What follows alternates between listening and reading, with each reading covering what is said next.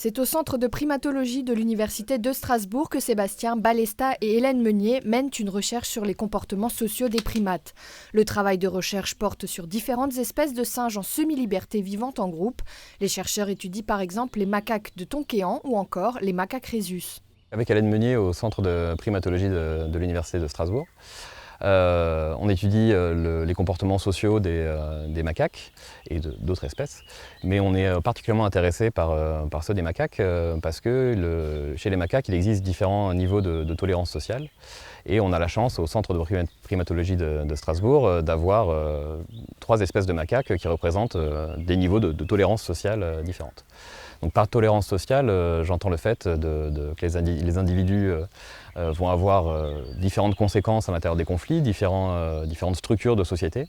Sébastien et Hélène mêlent méthodes de recherche d'éthologie classique et investigation moderne. Afin d'observer le régime social et les comportements des membres du groupe, les chercheurs passent du temps avec les primates et les observent sans jamais interagir avec eux. L'idée est de pouvoir étudier l'individu de façon isolée, l'individu au sein du groupe et la hiérarchie sociale du groupe de manière générale. Les macaques de Tonkéan, en fait, on sait que c'est une espèce qui va avoir des comportements de réconciliation qui sont beaucoup plus fréquents que d'autres espèces comme les macaques rhésus. Voilà, donc là ici on a un comportement très intéressant de réconciliation où 2 individus étaient en conflit. Et donc là on a un comportement dépouillage social où du coup l'individu va comme ça fouiller dans la fourrure de l'autre. Et donc ça peut être un des comportements qui permet de réduire les tensions sociales. On a décidé de l'étudier un peu plus en détail et de regarder par exemple les zones du corps que les individus vont aller épouiller chez les uns et chez les autres pour essayer d'aller identifier un peu plus les motivations sous-jacentes à cette interaction sociale. Donc pour tester ce genre d'hypothèse, on va aller plus tard leur présenter des images de leurs congénères et de regarder, grâce à une technique nouvelle qu'on appelle Digitrack, d'aller pouvoir mesurer qu'est-ce qui intéresse les individus dans le visage de l'autre.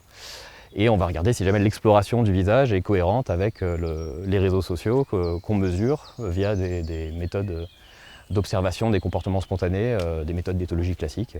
Le système de test automatisé permet aux chercheurs d'étudier les primates de façon individuelle, de leur poser des questions et d'avoir une réponse précise. Ces modules sont en libre accès pour les singes depuis leur parc.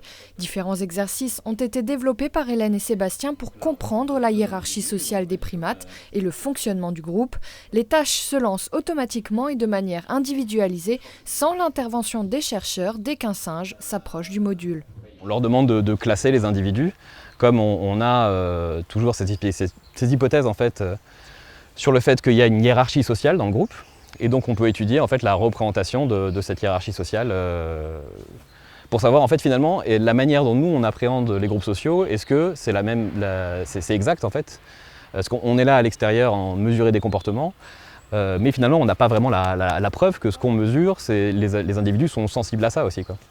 Et donc on peut déjà remettre un peu les choses à plat pour se demander, ok, est-ce que les notions qu'on va utiliser dans la mesure des réseaux sociaux, etc., est-ce que les individus mêmes sont sensibles et vont représenter leur réseau social de la même manière que nous on le représente. Et donc on reste comme ça dans ce nouvel équilibre avec à la fois des outils modernes pour aller étudier le monde mental des animaux et des méthodes d'éthologie plus classiques pour aller caractériser les groupes sociaux dans lesquels ils vivent. Les recherches d'Hélène et Sébastien visent à définir les bases biologiques et psychologiques de la prise de décision et de la cognition sociale chez les primates non humains.